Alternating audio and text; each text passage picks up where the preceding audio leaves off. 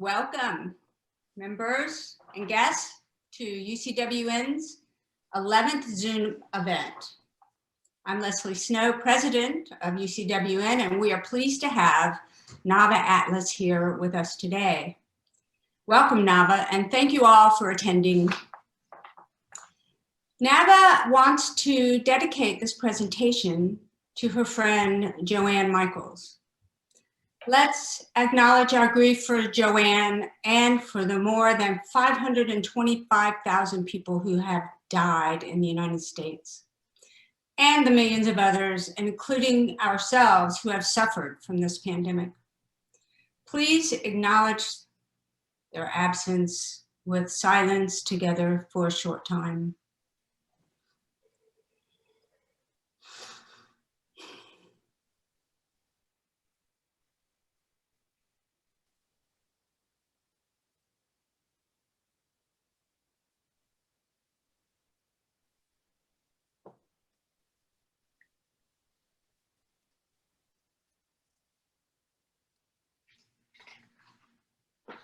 Thank you. Let me introduce our advisory committee. We have Judy Kerman. You want to raise your hand? And Kristen Wenger. I don't know if everybody can see them. And Gloria Waslin, and Sheila Gould. Thanks for your time and effort you give to this organization so generously. If any of you are looking for a creative avenue working with these fabulous women, please let me know.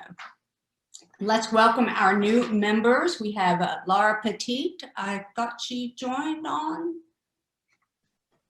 Okay. Are we in gallery view or not? Or is it up to the people? People can choose gallery view. Every time I spotlight somebody, it's going to go away, and you have to re-select gallery view to get it back. Okay, but we do have a couple new members. I wanted to welcome them.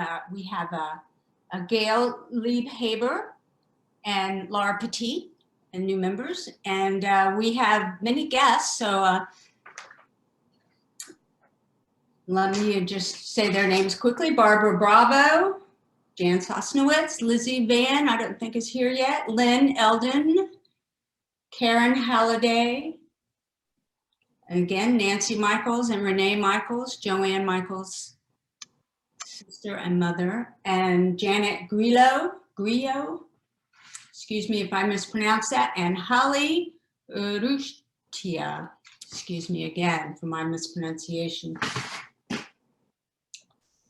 Sheila Gould is our dynamic Uno this month. So Sheila, please do the honors of introducing Nava. Can you hear me? Yes. Okay.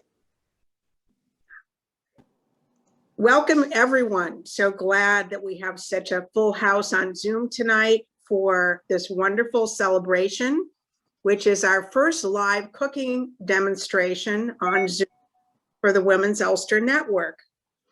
And I think we're in for a big treat. Nava Atlas covers the world of art, writing, and humanitarian efforts for the planet and for all the creatures that dwell in it. Nava is the author of many best-selling vegetarian and vegan cookbooks.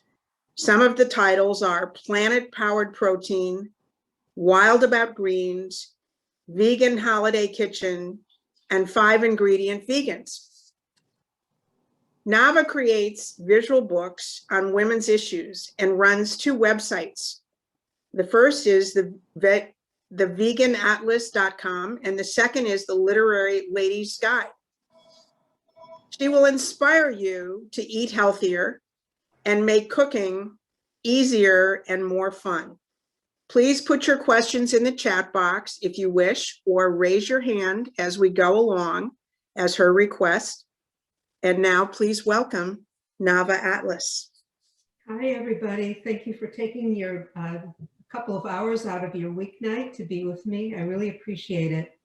I wanted to dedicate this program to Joanne Michaels, and because I didn't want to forget to say what I wanted to say, I'm going to read this. So bear with me, that's going to be the only reading of the evening.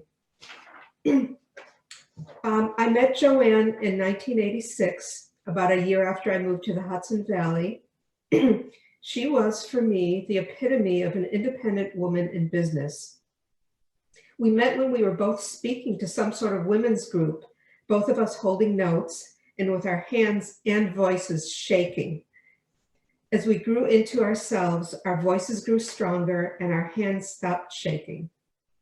Joanne and I were both deeply involved in publishing, and we always enjoyed deconstructing and sometimes bemoaning the constant changes in the industry.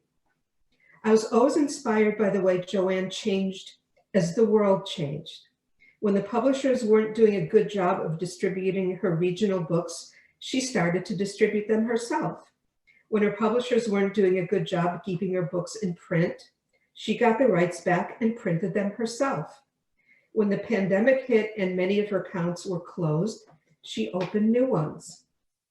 Joanne was hugely supportive of my books and for years sold them on her famous selling trips. She really had the kind of chutzpah that I have never had, and I always said to her, I could never do what you do. She always let me know where she placed my books and what people said about them. Oh, I'm getting emotional. Joanne was a steadfast friend, a great role model, and an enthusiastic colleague. She lived life to the fullest, but she had a lot of life left. I'd like to honor her memory because she reminds me that every day is a precious gift. Oy. Beautiful. For that. One of my more recent books, not my most recent, is 5-Ingredient Vegan.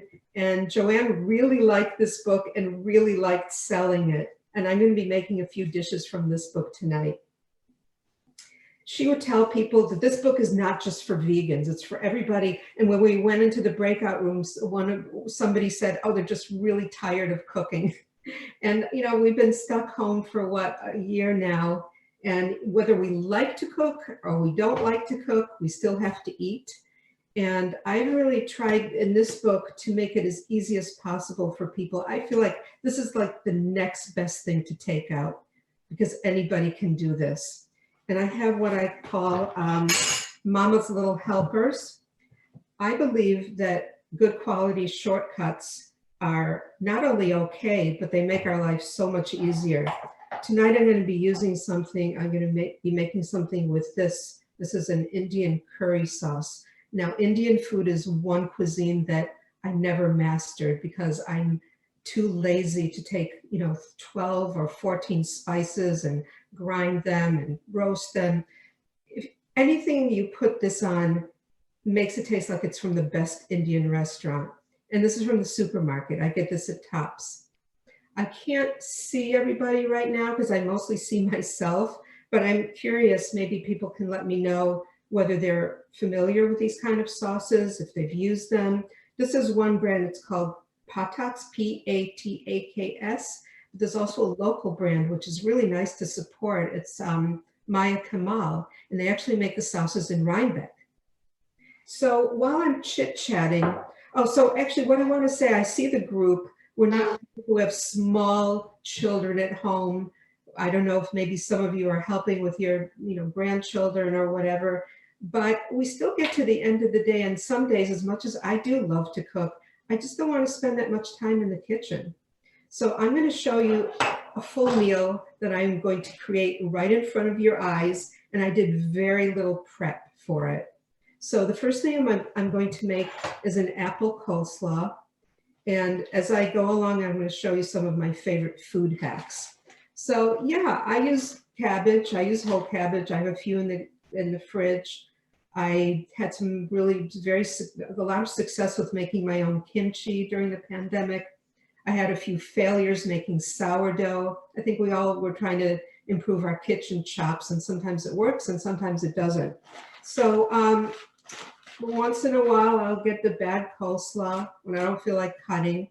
And the recipe calls for 4 cups. That makes a pretty large serving. Lately, our son moved out, so it's the 3 of us here at home. I've had to really try to scale down my recipes. The original recipe calls for 4 cups, and right now I'm just going to eyeball it. it's 4 cups or 3 cups. Somebody also, when we were in the breakout room, said that maybe not having all the ingredients, the things don't come out maybe as well as they should. Well, I really think it's great to improvise. And I also think that, you know, it has to taste good to the individual. If you go to your pantry, if the recipe calls for something and you don't have it, either leave it out or substitute something else. So sometimes at the end of the day, the people complain most about having to chop a lot of things. So there's going to be very, very little involved in chopping in this meal. I am chopping up an apple, and because I think I'm kind of, no, you know what, I was going to say I'm going to use less apple. I'm going to use the whole apple. So you know what happens? You put half an apple in the fridge, and there it stays. So, and I really love salads that combine sweet and savory.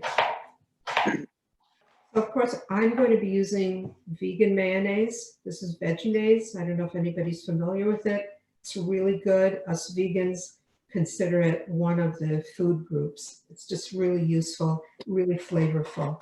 What makes mayonnaise vegan? I think regular mayonnaise has egg. So the recipe calls for about a half a cup, and I'm going to wing it. It's about a half a cup. The recipe calls for juice of a half of a lemon or lime. I happen to run out of fresh lemons or limes, and I think it's just okay to use bottled lemon or lime juice. This is 2 tablespoons.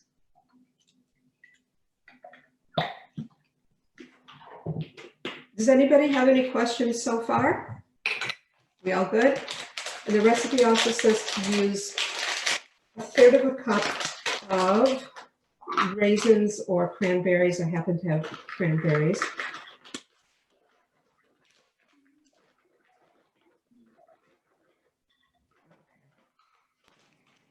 Nava, somebody asked if where to get the recipes. If you'd like, I can put the recipes that I'm making tonight in the chat. That would be great. Otherwise, you know, they're all in here. And then also I have a lot and also very similar ones on my website. I already put that in the chat. It's theveganatlas.com. And it only took me about 30 years to come up with a name that is so appropriate for me. My last name is Atlas. And then my idea for the website was not only to present recipes. By the way, this is my second vegan website. I had one online since 1996, and I sold it in 2015. And I said, my gosh, what am I going to do without a food website? So I started afresh 2 years ago. So now we have the salad part of the meal. And sometimes it's, you know, it's nice to let a salad sit for a while, the flavors blend, the cabbage softens, and while it's doing that, I'm going to start a main dish. So I'm going to put this aside and get my hot plate going.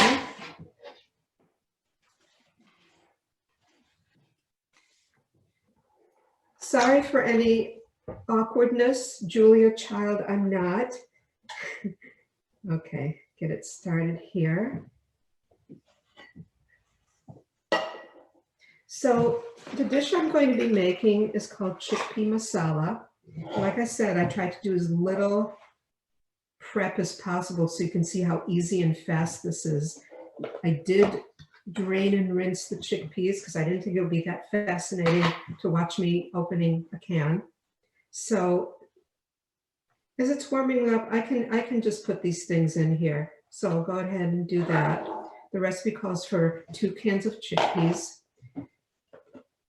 It calls for 1 large, or what did I do with my knife? 1 large or 2 medium tomatoes. Now to talk about improvisation, these are small tomatoes and I need to use them up, so I'm going to do that.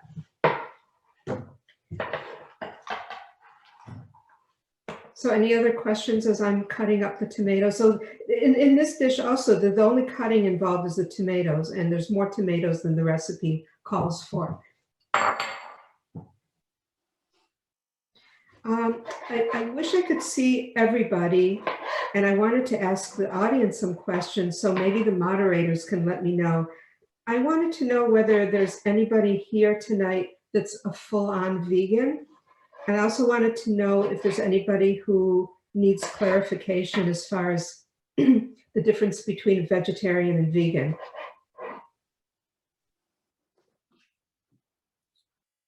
Can one of the moderators let me know?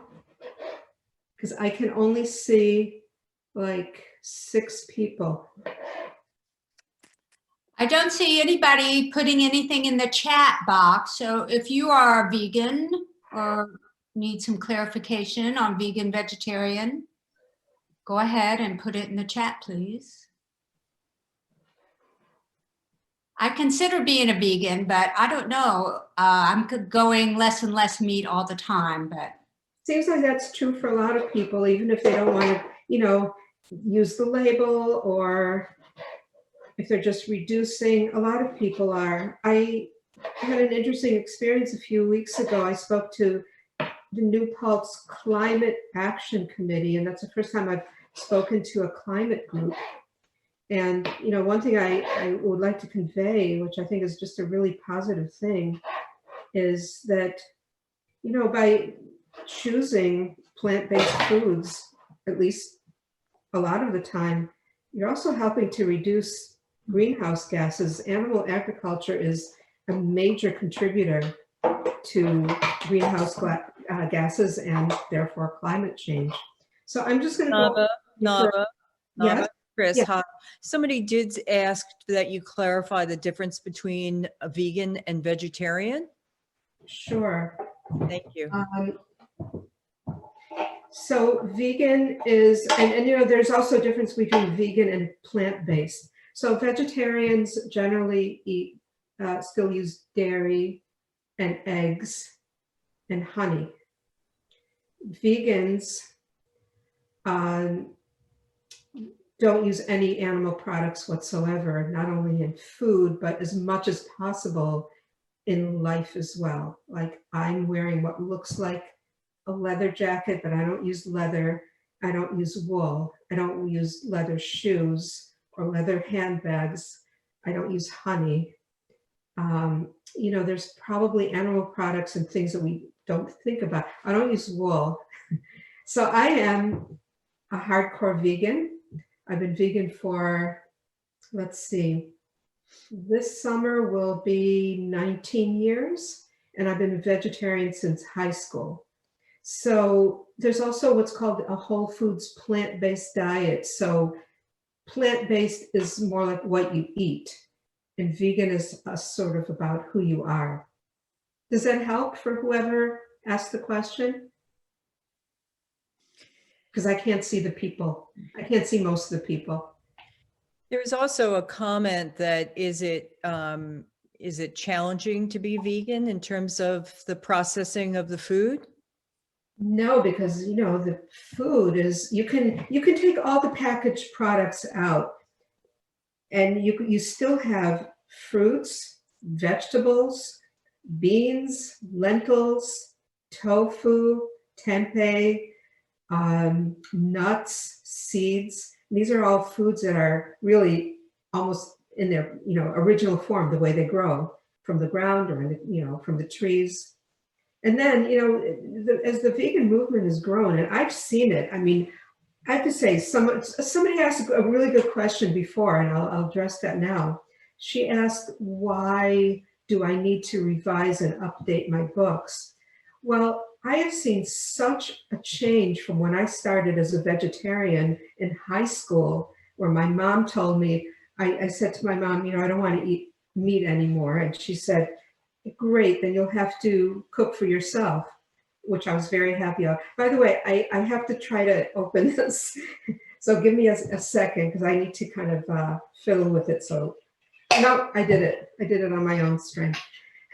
So I'm going to put this in with the chickpeas and the tomatoes now. I'm going to put it in the whole thing. I'm going to put a little water in there so I can just get all of it out. So where was I? Okay, so when I started, and this was, I'm talking about decades ago as a vegetarian, we didn't have the word vegan back then. So there were all these little dusty health food stores, vitamin shops, where it would be mostly bottles of things, but then they'd have a few things like, brown rice and lentils and things like that. And that's kind of what I lived on for a few years. So, fast forward to all these cookbooks. I've probably done 4 editions of my soups book. It started out as vegetarian, now it's vegan. I wrote a book that came out in 1990 called Vegetarian Celebrations, and it was all about what to do for holidays. And then I did, it's not a revised edition, but the same idea. It's called Vegan Holiday Kitchen. Maybe I should have gotten it, but because people would always ask me, oh, my son-in-law is vegetarian. What am I going to do for Passover? Or what am I going to do especially what am I going to do for Thanksgiving? Those questions aren't as difficult anymore. There's just so much out there, and it's so good. So this is already bubbling, which is wonderful. And as you can see, it's just, it just looks, I wish you were here with me. It just smells so good. It really, it's like when you walk into an Indian restaurant, everything just. What was the sauce that you put in? You was in a jar. It's called jalfrezi curry. There's many different varieties. There's another one I like is called Rohan Josh, and there's tikka masala, I believe, is a very spicy one. I tend to like the milder. This is kind of medium. So yeah, and this is available. They have this kind of product in the Asian food section of supermarkets. And oh yeah, as this is heating up, I was going to show some of the other sauces I like, but I think I skipped over that answer about why I revise my books. There's so much more available now. When I wrote Vegan Holiday Kitchen, which only came out like in 2011, all I had in there was rice milk or soy milk, both of which are pretty gross. So now we have almond milk, cashew milk, coconut beverages, there's hemp milk.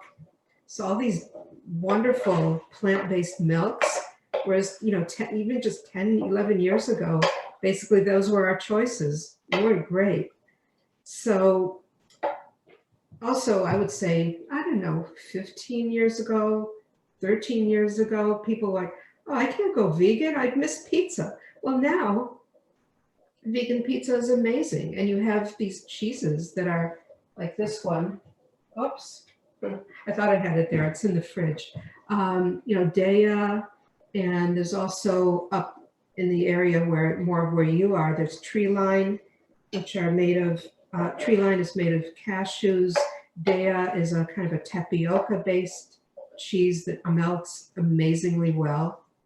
Okay, now that this is, so basically, I'm jumping around, I'm sorry, but the short answer is the reason I revise my books is not only to veganize them, but because there's so many interesting new products coming out all the time. And being a curious person and liking to cook most of the time, I want to give them a try. And I really like introducing products that I like to people. So the fourth ingredient that goes into the chickpea masala is baby spinach, which doesn't have to be chopped. It comes triple washed, but I always give it a rinse right in the package. I don't know, it just makes me feel better. So I'm going to put it all in there because the more greens, the better.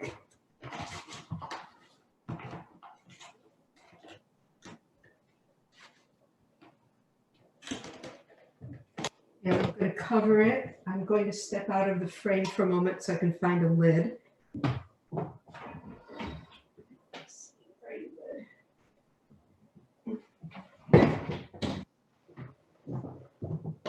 So I'm just going to wait for the spinach to wilt down. So, while it's doing that, I'll show you some of the other things I like that I call, mom's little helpers. This is Bangkok peanut sauce, which is really amazing on vegetables and on noodles and on grain dishes. That being said, almost all my books have a section in the back for sauces and dressings, So if you like to cook, or you have some extra time, or if you want to save a little money, if you have the ingredients in your pantry, you can make peanut sauce. If you don't, or you're lazy, or you don't like to buy it, it has the same ingredients in it. Another thing I find really useful is salsa. Not just for dipping chips into. You can put it, again, you can combine cooked grain like rice, black beans, and just throw some salsa in there, and you practically have dinner. And then I like teriyaki marinade. I like it better than just using soy sauce. This is the store brand, but I mean, the ingredients in it are really good because you have to use less. It's just, it has more body and it kind of sticks to things better, and use less, so you get less sodium. Again, I have recipes for teriyaki sauce in my books if people want to make them. If, let's say, you keep ginger in the fridge, or you keep sesame oil in your pantry, but if you don't, you do this. It's okay. Someone's asking what the name of the curry sauce was that you put in. Oh, well, the brand, again, it's PATAK apostrophe S. And if you want, I can put that in the chat later. And again, look for it in the same area where you find things like, these kind of things, soy sauce and marinades and peanut sauce, the Asian food section. Usually it's in the same aisle. And, I've been really pleasantly surprised in a way to be able to introduce so many people to this sauce, and people have really, I've just fallen in love with it. I mean, time was when I wanted to make something that's a curry, and basically I would just dump curry powder into it. That just really doesn't cut it. This gives, it gives just such an amazing flavor. I'm just going to stir this up a little bit so the spinach wilts.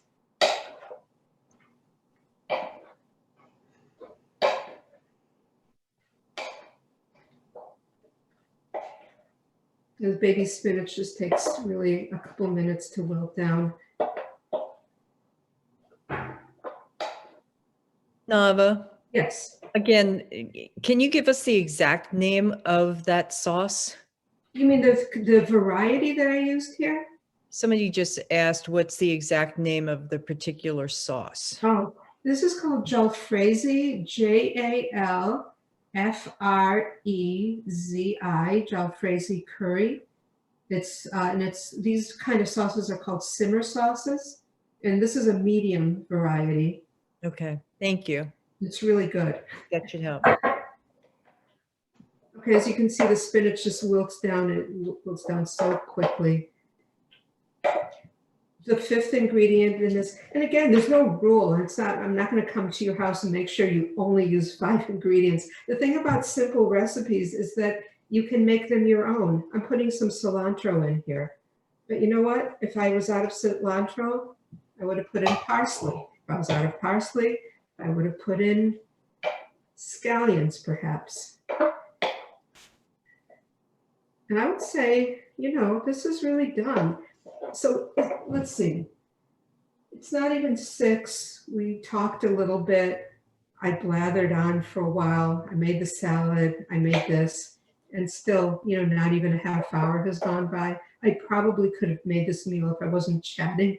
I could have probably made the whole meal in maybe 20 minutes. But you know what? In a way, it's not about the speed. It's about the simplicity. So I'm going to turn this off now. And I'm going to plate the meal. One thing I did earlier is I cooked a combination of rice and quinoa because I like to have this on something. So let's see, let's plate this.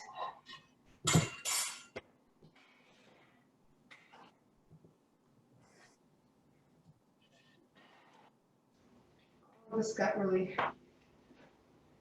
So when I cook rice, I put quinoa in it. For some reason, I just don't digest brown rice very well. So I don't like to have just plain white rice. So I cook it with quinoa, and they both take the same amount of time to cook, and you get more nutrition. I don't know if people can see. And it just sort of looks pretty. Okay,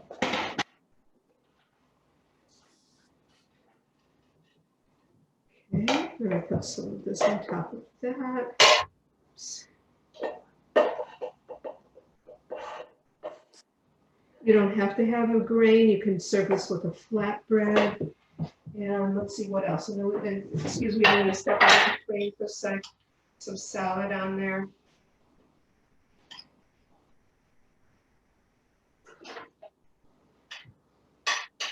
Okay, so we have this really simple and healthy meal that really takes just minutes to make. Very little effort. And I'm not saying that it's bad to make effort, but you know, we all have those kind of days, right? And even if we've been home all day, sometimes it's like, it's nice to have a meal that comes together really quickly. So I'm going to set this aside. I'm going to set my hot plate aside, and we're going to make some more things. Nava, do you have a cooking for one cookbook? I don't, because I've really never cooked for one, but I would say that if any of these are a cooking for one cookbook, it would be the 5-ingredient vegan. You can cut each recipe in half, so you have really a recipe that may serve 2 or 3, and you have leftovers. I love leftovers. And it's also fun sometimes to transform the leftovers into something else. Nava, Susan's asking if your family is vegan as well. Yes, they are. I'm proud to say I have 2 grown kids who are 30-ish. We raised them vegetarian because at that time, you know, vegan was sort of unheard of. And then when they were around, I would say 10, 12, yeah, 10 years old and 12 years old, you know, we had the internet. I started reading things. I started hearing about what goes on at dairy farms. So we decided to take them on a little field trip to a local dairy farm, because I thought if I buy my dairy product, you know, we're all products of our conditioning. And I thought, oh, how can I not give the kids milk? You know, we're really conditioned that kids need milk. So I thought, you know, if I buy it locally, maybe I'll feel better about it. So we took the kids up, and you know, the farmer was very proud of it. You know, it was a very bucolic scene it was really something right out of a commercial, with the cows with the spots and the blue sky and the green meadow. And then he took us to this barn. He said, well, this is where we get the cows pregnant. And then I noticed in the distance, there was all these crates that had baby calves in them. And I said, well, what are those for? He said, oh, very casually, those are going to become veal. So that's, you know, not sugarcoating it. The dairy industry is completely tied in with the veal industry. And then, you know, I couldn't unsee that. The first person to declare himself vegan was my 10-year-old son at the time. We still, you know, we were kind of gradually going in that direction. But again, I was kind of nervous about, you know, making the complete switch. But I thought, you know what, if a 10-year-old can be a vegan, so can I. So that would have been 19 years ago. Mm. And any suggestions for people who have gastro problems and can't eat beans or quinoa? You know, how do you get protein?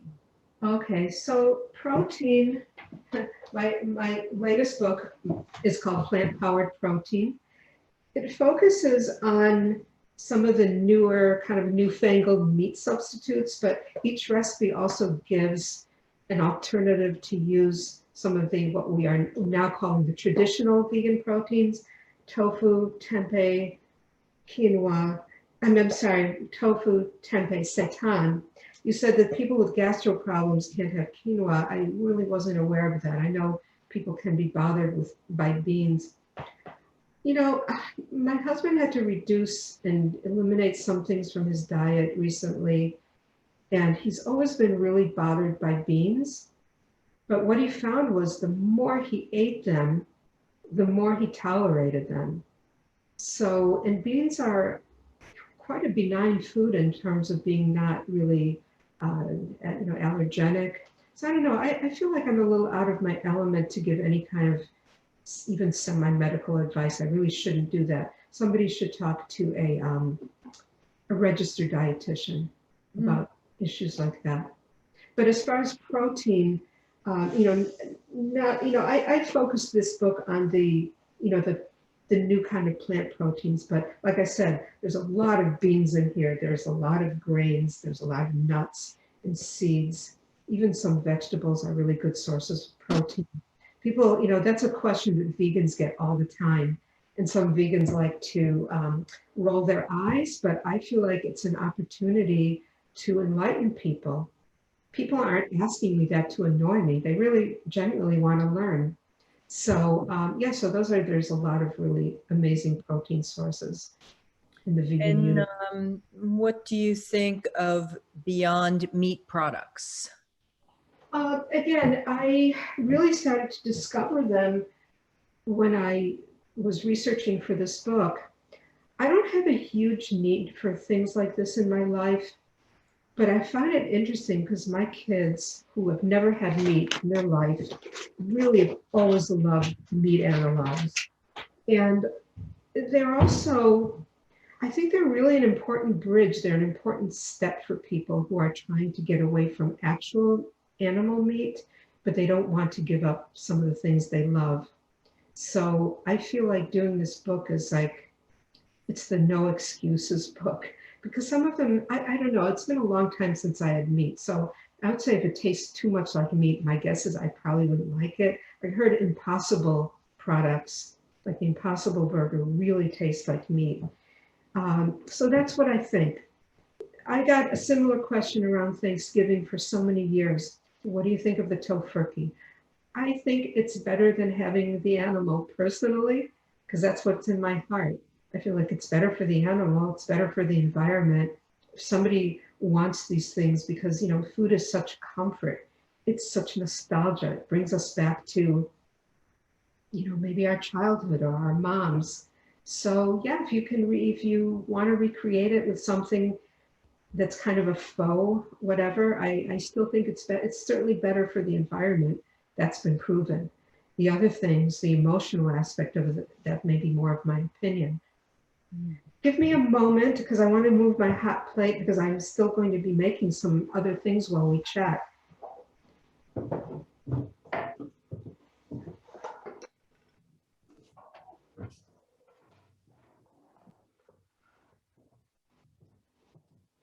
Okay.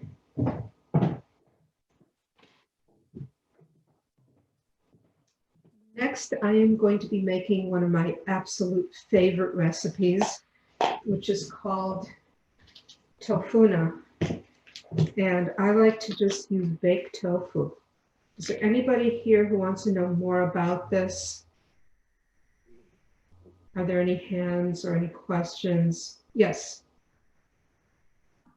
Did I see a question? So this differs from the regular kind of tofu. The regular kind of tofu that's in the tub and you have to drain it and press it and it's kind of, much more bland. This has a lot of flavor to it. So I just put it in a container and I take my very clean hands and I just smoosh it. I think it would be worth talking about the different kinds of tofu. And somebody asked what seitan was, and I don't know what tempeh is. So, So tofu is made out of coagulated soybeans. So obviously it's not for people who have soy sensitivity or allergy. The regular tofu, I can probably pull it out of the fridge in a second. So this has a more firm and chewy texture, and like as you can see, it's kind of tan. It's it's teriyaki flavor, so it's called tofu baked. There's another brand I like called Soy Boy. Just want to rinse my hands. I don't happen to have tempeh in the fridge, but tempeh is also made of soybeans. It's also coagulated into a cake. It has a little bit of a fermented flavor, and it's a really great source of protein. It's more of an acquired taste. You can do something like this with it, but it'll have a little bit of a bite. I'm looking for a spoon. Here we go. So I'm also going to use the vegan mayo in this. Also, use it about a half a cup. I've been making this so long, I'm going to eyeball it. So then somebody asked about seitan. Seitan is pure wheat gluten. So obviously it's not for people who have a gluten sensitivity. It's not for people who are celiac, but because it's the gluten of the wheat and it's cooked, it's pure protein also. And I do make my own seitan. You can get it at the store. I just got used to making it. And in fact, we had it last night. So that's sort of like, I call those the protein trio: tofu, tempeh, and seitan. Give me a second, I'll show you the other kind of tofu.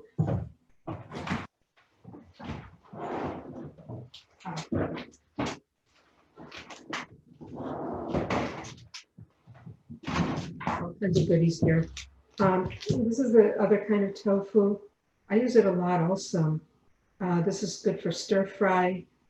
I make something similar to this, but because of the texture, it becomes more like egg salad style. So that has the mayo, the little mustard, also celery, a little scallion. It's also really good. So basically all I've done is I smooshed the baked tofu, put some vegan mayo. I cut up some celery before because I didn't think it would be that fascinating to watch me cut celery. These are the must-have ingredients for this. And then there's two optional ingredients, one of which I do want to use. This is another something that that'd be good for everybody. It's really good for vegans because this is the only food source of vitamin B12, which is not often found in vegan, I should say plant-based foods. So I just toss a little bit in there. There's a lot of B vitamins. It does have a lot of protein. What is it though? It's a type of yeast. It's not the kind of yeast you bake with. It's not brewer's yeast. It's a type of yeast. I don't really know how it's made, but it's a natural product. It has a nice flavor to it. People think it tastes a little bit like a little cheesy. So something I'd also do with this, I combine this with a little bit of almond flour and a pinch of salt, and that becomes my vegan Parmesan. So I have to say my next door neighbor started to make this. He's a teacher, and he said he's not a vegan or a vegetarian, but he said it became his go-to lunch, brown bag lunch. And he also introduced it to some of the other teachers at his school. Nava, can you tell us, other than legumes, what vegetables are high sources of protein? Say none of them are high sources of protein. They all have a little protein. So there is a recommended number, which I don't remember what it is, but if you look up RDA of protein, you multiply that number, which is something like 0.36, and it's not that, but something like that, by your body weight, then you get the number of the grams of protein you need during the course of a day. So for somebody like me, I think my requirement is 45 grams of protein as a small woman. I think men, or larger men, need about 60. Then athletes and pregnant women need a little bit more. But getting to that number is really super easy. So the truism is that if you're eating a variety of foods, a variety of healthy foods throughout the day, you don't have to do that calculation. If you're getting sufficient calories, then it would be very difficult for you not to be getting the right amount of protein. A little bit more mayo in here. What is in that mayo? Do you know? Oh, I have to tell you. I'll have to put on my glasses to tell you. Let's see. No. Expeller pressed canola oil, water, brown rice syrup, apple cider vinegar, soy protein, sea salt, mustard, and lemon juice concentrate. So it's pretty good stuff. So that's it. I would say this is the recipe that I make the most. I probably make this once a week. And as you see, it's sort of like tuna salad-like, chicken salad-like. And so that's lunch. You can have it on a sandwich, or you can put it right up on top of a salad. I like to have it for breakfast. How much time do we still have left? Do I have time to make one more, show you one more thing? You got Yes. 15 minutes anyway. Oh, okay. So I have one more really very quick thing, which is let me just show you this before I do that. Plant-based sausage. This is a brand that's been around for a while. This is basically tofu and seitan. And, there's this saying where you don't want to know how the sausage gets made. Well, this one, it's okay to know how it gets made, because it is. It's basically made out of good ingredients.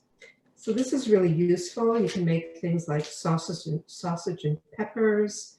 You can cut it really thinly and make your vegan pizza, use it instead of pepperoni.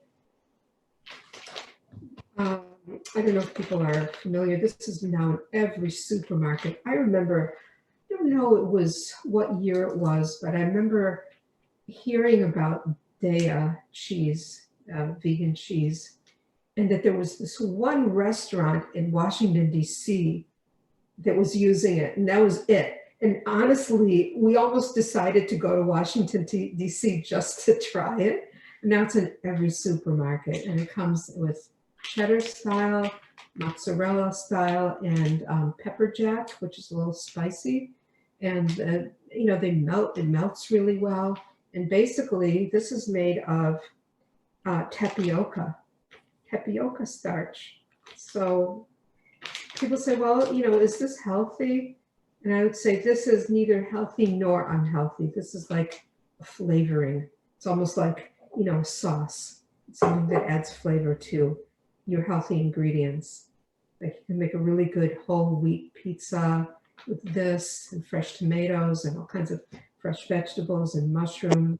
That's another thing we really like to do, is make just such easy pizza. During the pandemic, I was making my own crust. And it's a project. It's like a half-a-day project. It's really good. I don't always feel like, and I don't always have time to make my own pizza crust from scratch. So another idea I'm going to show you, that for people who are saying, I'm just so tired of cooking. I want to cook something for one. I don't want to fuss with things. So where's my sweet potato? Here, took a sweet potato and I microwaved it. Get a plate. Sorry.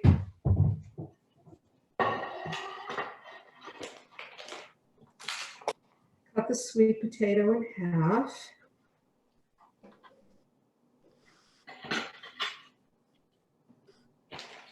And then I'm going to smash it a little bit.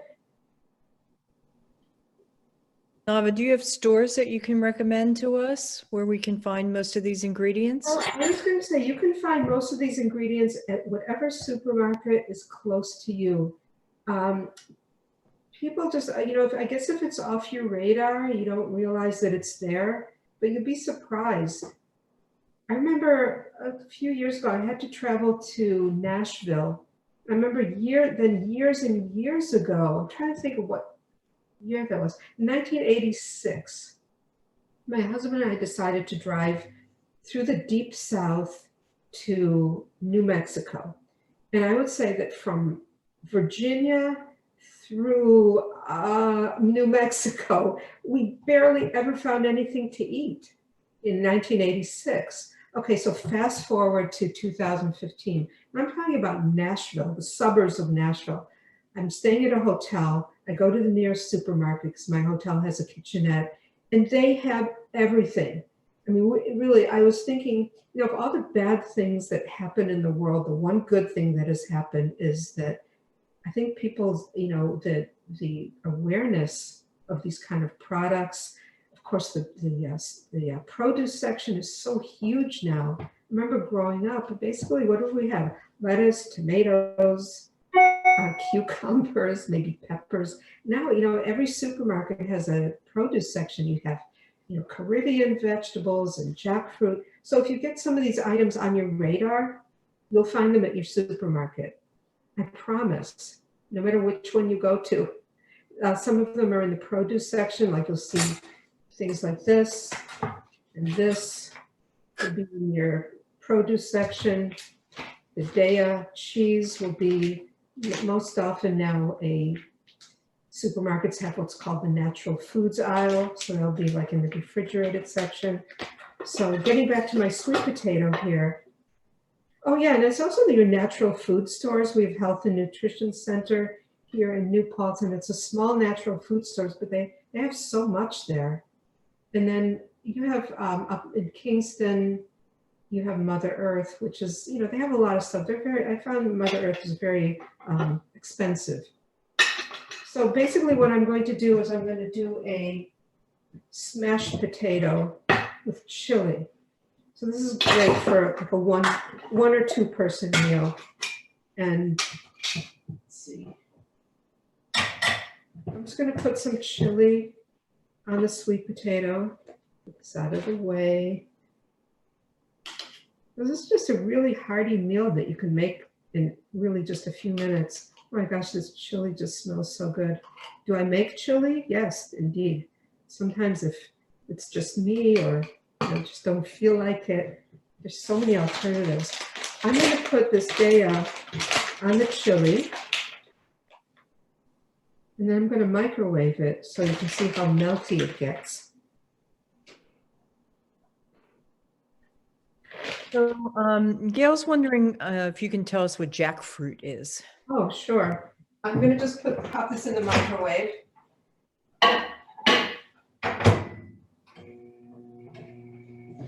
Jackfruit is literally a fruit, and it's humongous. When I saw it at the supermarket, I just couldn't believe it. It's gigantic. And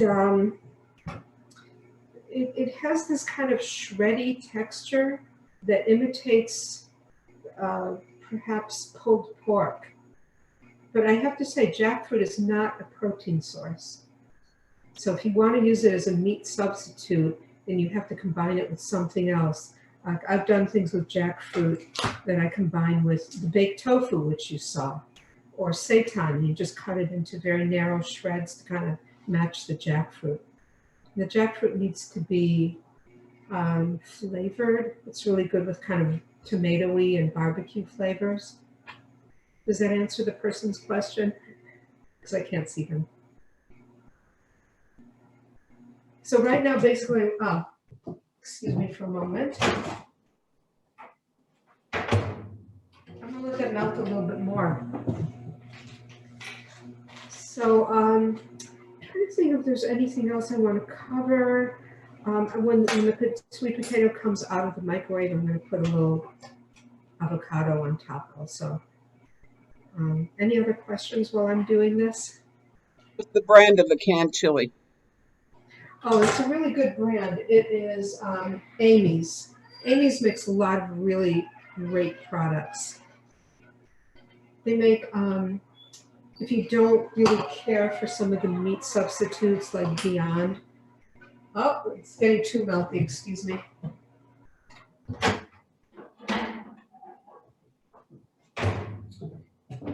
So here you go. You can see the cheese is very well melted on that. I'm going to put some avocado right on top of it. And then also, I think that salad I made would go really well with this. Oh, I was starting to say about the Amy's. They have a California burger that you can use as a ground substitute. It's really good. All you have to do is do what I did with tofu, and I'll just smoosh it. It's excellent. It doesn't taste too meaty. I think it's made out of, grains and legumes. I think this is going to be my dinner tonight. I just find that since our son moved out, we have a lot more leftovers. So we still have last night's. My daughter made a combination. My daughter just started cooking. It's kind of thrilling. She waited 31 years to start cooking. And so I would plate this also the salad goes really well with it. So it's another just really, you saw this one is even quicker. Just a really healthy, very fast meal. So there you are. I think, like I said, I think this may be my dinner. I think I may just eat half of this because I get filled up very quickly. I think a half of one of these potatoes with a chili, sweet potatoes with chili, would be really super filling. Wow, I've made a fine mess here, but it's all good. Oh, I was going to say that, you know, before, I guess now we can also say before COVID, BC, I would go to venues, libraries, visit farm sanctuaries like the Catskill Sanctuary, and I would do these live demos, and then people could eat what I made, and that's what made it really fun. So it's not quite as fun on Zoom, but you know, we do what we can. Was somebody starting to ask something? No, I think we probably should wrap up, but I don't see any other questions in the chat box. But this has been so educational, and you know, I think we all learned some really great ideas for some quick and easy meals and healthy meals, more importantly, and some other great information. So Nava, thank you so much. Welcome. And I invite people to visit me at theveganatlas.com and also literaryladiesguide.com. It's another aspect of what I do. I run a really big site about women's classic literature, and that's just a great interest of mine. I'm a huge reader and nerd. And that's great. So hopefully this will be the start of a relationship between, you know, the Ulster County Women's Network and Nava Atlas. And, you know, thank you. We've been wanting to do a cooking demonstration since we started doing our Zoom presentations, and it was wonderful to finally do it and to see how well it worked. So again, thank you, Nava, so much. And thank you, Sheila, for connecting us and putting us together. Appreciate that. And thank you for coming. Yeah, thank all of you for coming. And I'm happy to say that the April 13th event will be a visit to the Bearsville complex. And Lizzie Van is on the call tonight, and thrilled that she's going to be hosting us virtually in April. And we'll get to see, you know, hopefully a tour of the theater and hear some of the wonderful history of the complex and all the exciting things that she's been doing, and the challenges and all the wonderful things we all have to look forward to, and can, you know, start to experience there as members of this community. And so thank you, Lizzie. I know more to follow on that and more information to be shared, but I hope you all mark your calendar and join us in April. So Lizzie, thank you so much. And looking forward to it. thanks to Judy too for making that happen. Yes, yes. wonderful. So before we end, I'm going to turn things back to Leslie for closure. Thank you. Can't hear. Tell people again.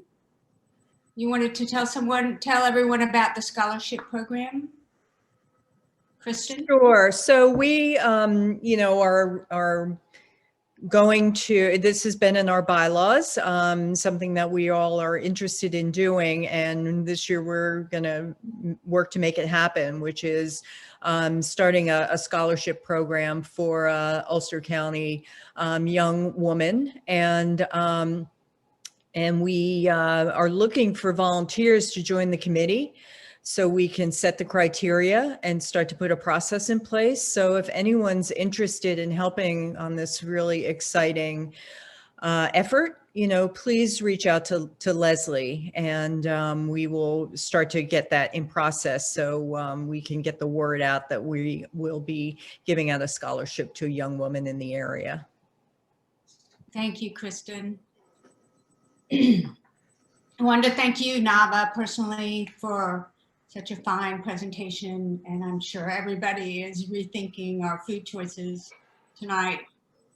So I know I will be.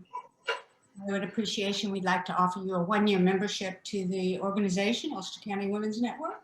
And so gratitude for your support in doing this, and we hope to see you at future events.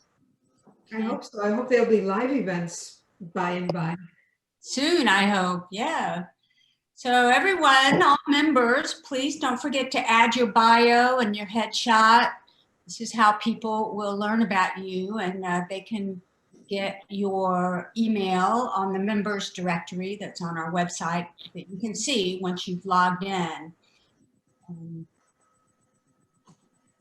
What else? Does anybody have an event they'd like to announce now? Posting events on our website is one of the benefits of membership. Anything?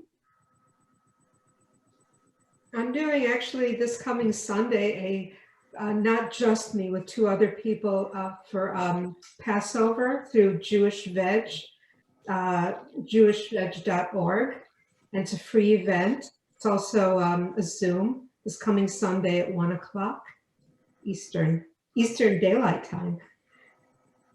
Who was that, Dab? Was that Nava? Yeah, that's me. Okay, okay, good. All right, great. They can contact you if they need more information, I assume. Yes, definitely. Okay, so, and also don't forget to support our business partners, and just let me, until next time, please know that we are here for you. And don't forget that we will meet again in person soon. This too shall pass. Thank you so much for coming, everyone.